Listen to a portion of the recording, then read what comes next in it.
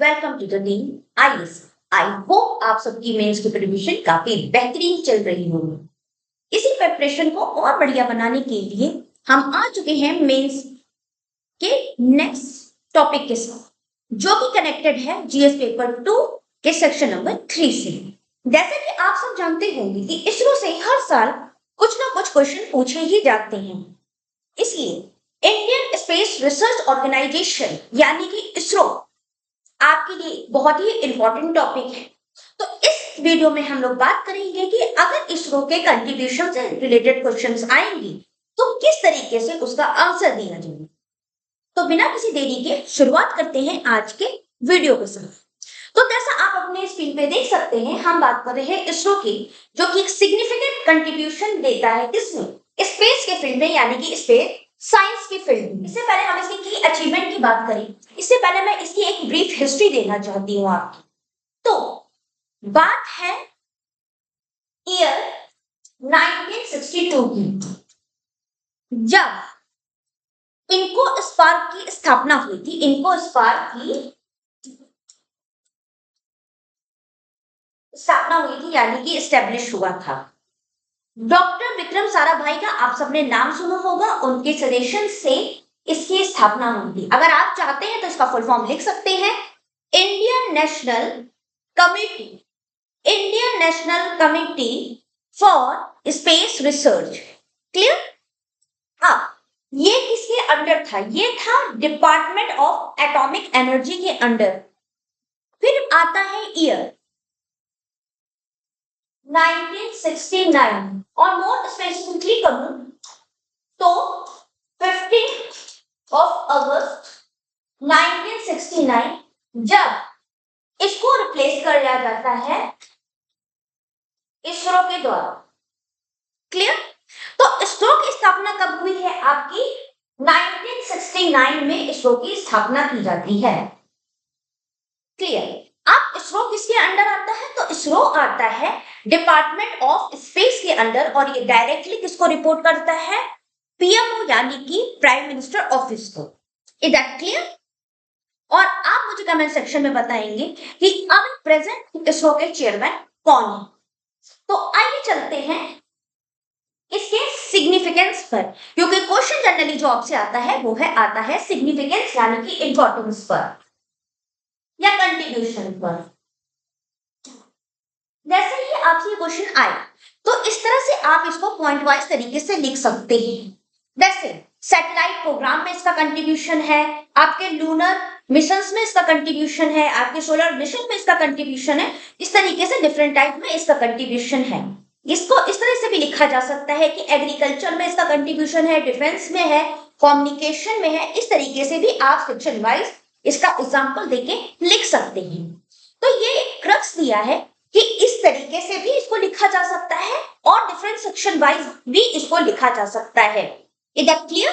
तो आते हैं इसकी ब्रीफ हिस्ट्री में, आते हैं इसके ब्रीफ अचीवमेंट पे, ताकि इन एग्जांपल को आप अपने एग्जाम में कोट कर सकें। करते हैं स्पेस प्रोग्राम में। तो आप सबको मालूम है कि पहले इंडियन सैटेलाइट कौन सी थी?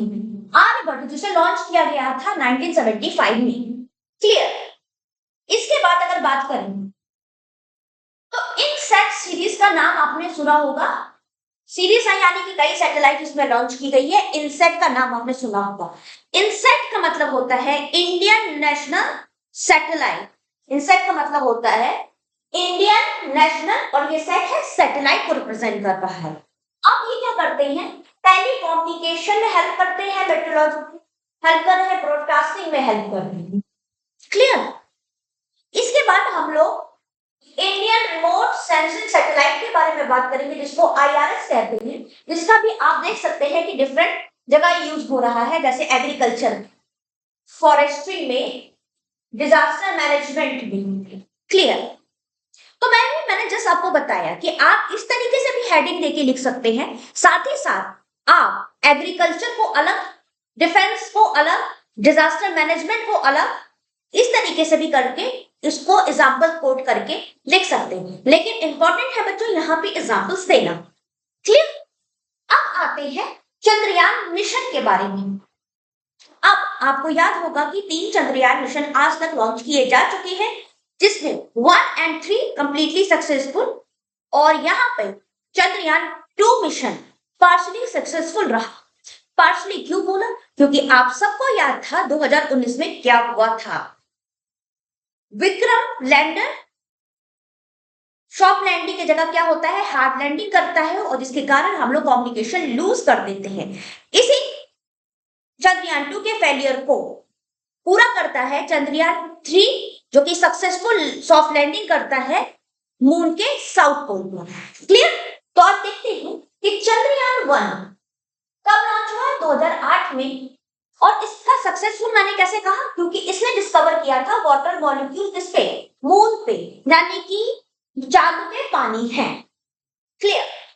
उसके बाद चंद्रयान 2, इस बेचारे ने अटेम्प्ट किया था किसका? सॉफ्ट लैंडिंग का, बट मैंने बताया कि क्रैश लैंडिंग हो गई और कम्युनिकेशन हमारा लॉस कर गया था।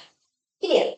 इसी के बाद चंद्रयान 3 लॉन्च किया था 2023 में, जो कि सक्सेसफुली लैंड करता है मून के साउथ पोल में, और इंडिया पहली कंट्री बनती है ऐसा करने वाली। क्लियर? आइए नेक्स्ट अचीवमेंट की तरफ चलते हैं। मार्स मिशन, इसमें तो पिक्चर भी आई है अक्षय कुमार की, आप लोग को याद होगा। तो इंडिया ऐसा करने वाली पहली कंट्री बनती है जो कि फर्स्ट अटेम्प्ट पे मंगल के ऑर्बिट में पहुंचती है। ध्यान रखिएगा, लैंडिंग की बात नहीं है, मंगल के ऑर्बिट में पहुंचती है। और ऐसा करने वाले हम लोग बहुत लो कॉस्ट कंट्री है, मतलब कि बहुत ही कम कीमत में हम लोग ने इस मिशन को सक्सेसफुली कंप्लीट किया। Is that clear? नाउ आप लोग ने गगनयान का नाम सुना होगा, और आए दिन ये क्या है, चर्चा में रहता है। ये इसरो का, यानी कि इंडिया का फर्स्ट क्रूड मैन मिशन है, यानी कि यहाँ पे अंतरिक्ष में क्या होगा, आदमियों को भेजा जाएगा। इसके अलावा आपने आदित्य L1 का नाम सुना होगा, जो कि क्या है, इंडिया का पहला सोलर मिशन है। क्या करना है? अर्थ सॉरी सन, कोरोना और स्पेस वेदर को पढ़े। इससे पहले मैं नेक्स्ट पॉइंट पे आऊं, मैं थोड़ा सा यहाँ पे L1 का मतलब क्लियर करना चाहती हूँ। और L1 का मतलब क्या होता है? जो ये L होती है, इसको क्या कहते हैं? Long range points. ठीक है, आपने सुना होगा L1, L2 so on to L5 तक। तो L1 यानी कि लॉन्ग रेंज पॉइंट होते क्या है? ये वैसे पॉइंट होते हैं जहां पे क्या होता है, आपने देखा होगा कि दो बॉडी एक दूसरे पे ग्रेविटेशनल फोर्स क्या करती हैं, डालती हैं, यानी कि एक दूसरे पे ग्रेविटेशनल फोर्स लगाती हैं। तो ऐसा पॉइंट, हम अर्थ के कॉन्टेक्स्ट में बात कर रहे हैं, इसलिए ऐसा पॉइंट जहां पे ग्रेविटेशनल फोर्स ऑफ सन और ग्रेविटेशनल फोर्स ऑफ अर्थ दोनों बैलेंस हो जाए, ऐसे पॉइंट्स को क्या कहते हैं? लॉन्ग रेंज पॉइंट कहते हैं। अब मैं एक रफ फिगर आपके लिए बना देती हूँ, ये शो करते हुए कि 5 पॉइंट देखते कैसे हैं। मैं फिर से बोलती हूँ, मेरी राइटिंग अच्छी नहीं है तो आप लोग बस समझ लीजिएगा। मानिए ये आपका सन, ठीक है, और यहाँ पर आपकी अर्थ है, तो earth is blue planet, so we make the earth in blue color. This is earth. L1 की बात की जाए, क्योंकि यहाँ पे हम लोग आदित्य L1 की बात करते हैं, तो L1 पॉइंट कहाँ होता है? यहाँ कहीं आपका L1 होता है। L2 पॉइंट कहाँ होता है? L2 पॉइंट यहाँ पर है। वही L3 पॉइंट कहाँ होता है? L3 पॉइंट इधर होता है। L4 पॉइंट यहाँ पर, और L5 point just wait, L5 point यहाँ पे कहीं नीचे होता है। तो आप देख सकते हैं ये आपके पांचों पॉइंट्स को मैंने रिप्रेजेंट कर दिया है। तो यहाँ पे जो आदित्य L1 है वो कहाँ पे रखा जा रहा है? वो इस पॉइंट पे रखा जा रहा है, between the sun and the earth. वैसे पॉइंट जहाँ पे की ग्रेविटेशनल फोर्स ऑफ सन और अर्थ क्या है, दूसरे को कैंसल आउट कर दे रही है। Is that clear? नेक्स्ट बात करते हैं हम लोग नाविक सिस्टम की, यानी कि नेविगेशन एंड कम्युनिकेशन सिस्टम में। नाविक का तो आप लोगों ने नाम सुना होगा, इसका दूसरा नाम आप बता सकते हैं क्या है? आप मुझे कमेंट सेक्शन में बताइएगा। वैसे मैं आपको चाहूँ तो थोड़ा सा हिंट कर सकती हूँ, आप मुझे चाहे तो फुल फॉर्म बता दीजिए।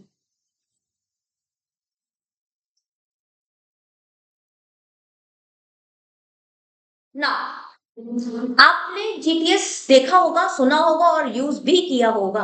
तो इंडिया ने क्या है, अपना एक जीपीएस सिस्टम तो नहीं कहिए, आप एक रीजनल सिस्टम कहिए, क्योंकि इसकी जो रेंज है वो क्या है, आपके बॉर्डर से 1500 किलोमीटर तक की ही रेंज ये कवर करता है। तो नाम ही क्या है, इंडिया इंडिपेंडेंस जीपीएस सिस्टम, ज्यादा कहें तो ग्लोबल सिस्टम। क्लियर, जो भी आपको वेलनेस फील्ड में हेल्प करता है, ये ऐसे ही काम करता है जैसे कि आपका जीपीएस जो अमेरिका का है वो काम करता है। अब ये नाविक है सेट ऑफ 7 सैटेलाइट। 7 सैटेलाइट में जो आपकी 3 सैटेलाइट है वो जियो स्टेशनरी है और 4 जो सैटेलाइट है वो जियो सिंक्रोनस है। आपने मेरा पहले साइंस का क्लास किया होगा तो वहां पे मैंने इसको अच्छे से एक्सप्लेन किया है कि जियो स्टेशनरी सैटेलाइट क्या होती है, जियो सिंक्रोनस सैटेलाइट क्या होती है।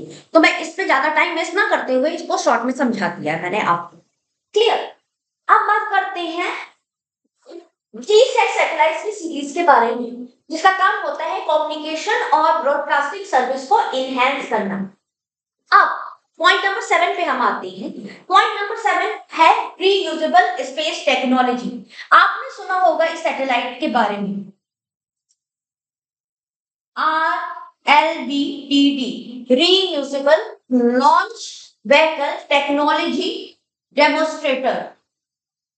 तो रीयूजेबल है यानी कि लॉन्च व्हीकल सेफली लैंड होगा और उसको फिर से रीमिशन के लिए भेजा जाएगा। क्लियर, अब पॉइंट नंबर 8 पे आते हैं, international collaboration.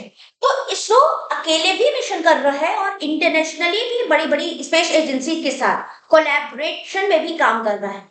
For example, Nisar का नाम आप लोगों ने सुना होगा।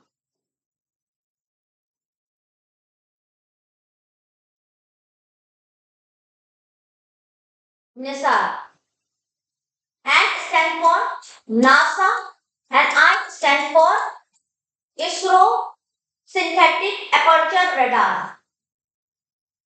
NASA ISRO synthetic aperture radar.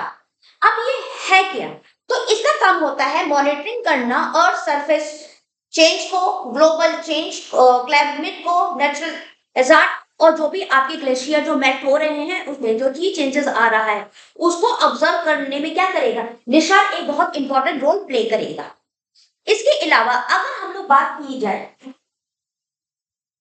European space agency के साथ इंडिया का एक प्रोग्राम था प्रो, अभी तो उसका थर्ड वाला भी आ गया है, 1 2 3 सब इसका कंट्रीब्यूशन है। हम प्रोब 3 की बात करेंगे क्योंकि वो अभी रिसेंट है। तो प्रोब 3 में क्या है, ये भी आपके स्टडी ऑफ सन से जुड़ा हुआ है, यानी कि सन के कोरोना के स्टडी से ये जुड़ा हुआ मिशन है। Clear, space economic and future plan. आजकल आप देख रहे हैं कि प्राइवेट सेक्टर का कंट्रीब्यूशन स्पेस इंडस्ट्री में काफी बढ़ गया है और ये बहुत अच्छा भी है इंडिया के ग्रोइंग इकोनॉमी के लिए। क्लियर, इसी के साथ साथ हम लोग का प्लान क्या है, मार्स पे तो हम पहुंच ही चुके हैं, हम लोग वीनस पे भी पहुंचने और उसके बियॉन्ड जाने की भी बातें कर रहे हैं। इवन हम स्पेस जो सेंटर है उसमें भी कंट्रीब्यूट करने जा रहे हैं और अपना शायद लॉन्च भी करें हम लोग। ठीक है, तो ये सब आपका क्या है कि बहुत सारे सेक्टर हैं जहां पे आपका इसरो का कंट्रीब्यूशन रहा। तो मैंने आपको दोनों तरीके से बता दिया कि आप सेक्शन वाइज भी इसको डिवाइड करके लिख सकते हैं, इवन इतना ही नहीं आप इसको इस तरीके से लिख सकते हैं, लेकिन सबसे इंपॉर्टेंट है कि आप उसमें अच्छे एग्जाम्पल जरूर दें। इसी के साथ मैं वीडियो से विदा लेती हूँ, लेकिन आपके लिए इंपॉर्टेंट इंफॉर्मेशन है वो मैं देती जाती हूँ। बहुत सारे बच्चे एनरोल कर चुके हैं और बहुत सारे बच्चे अभी एनरोल नहीं किए हैं। देखिए, हाई कोर्ट का जजमेंट आ गया है तो अब कुछ भी नहीं हो सकता है, मेंस का एग्जाम होके रहेगा। क्लियर, तो मेंस का एग्जाम होके रहेगा तो मेंस टेस्ट सीरीज भी देना जरूरी है, क्योंकि जितना आप प्रैक्टिस करेंगे उतना ही आपके लिए बढ़िया हो। तो 22 तारीख से कि हम लोगों की जो थर्ड टेस्ट सीरीज जो मैंने आपको इससे पहले भी वीडियोस में बताया है वो लॉन्च हो चुकी है, जिसमें 12 फुल लैंड टेस्ट होंगे, जिसका आप शेड्यूल आप यहाँ पे स्क्रीन पे देख सकते हैं। क्लियर, ये तो फुल लैंड टेस्ट है जिसको एकदम मिनिमम कॉस्ट पे स्टार्ट किया गया है, ऑफलाइन एंड ऑनलाइन बोथ। तो अगर आप इसको ज्वाइन करना चाहते हैं तो आप इसको स्क्रीन पे दिए हुए नंबर से ज्वाइन कर सकते हैं। इसमें आपको ज्वाइन करने का बेनिफिट है, एक लास्ट टाइम रिवीजन बहुत इंपॉर्टेंट होता है। आपने क्या पढ़ा उसकी प्रैक्टिस बहुत जरूरी है, क्योंकि practice make a man perfect. इसके अलावा यहाँ पे क्या है, 1-to-1 डिस्कशन है। कॉपी बहुत बेहतरीन से चेक होती है, एक एक वर्ड क्लियर किए जाते हैं, एक एक डाउट सॉल्व किया जाता है। इसके अलावा यहाँ पे जो कॉपी चेक होकर जो फीडबैक मिलता है वो सिर्फ आपको कमेंट के रूप में नहीं मिलता है, 1-to-1 डिस्कशन होता है फैकल्टी के साथ। तो आप चाहें तो हमारी टेस्ट सीरीज को ज्वाइन कर सकते हैं। आपके जो टेस्ट छूट गए हैं वो भी आपको देने का मौका मिलेगा इसी कॉस्ट में। तो इसके साथ मैं आपसे विदा लेती हूँ। आई होप कि आप सब की मेंस की प्रिपरेशन बहुत अच्छी चल रही होगी। इसी प्रिपरेशन को ऐसे कंटिन्यू रखिए और टीम आयुष के साथ जुड़े रहिए। All the best and bye bye.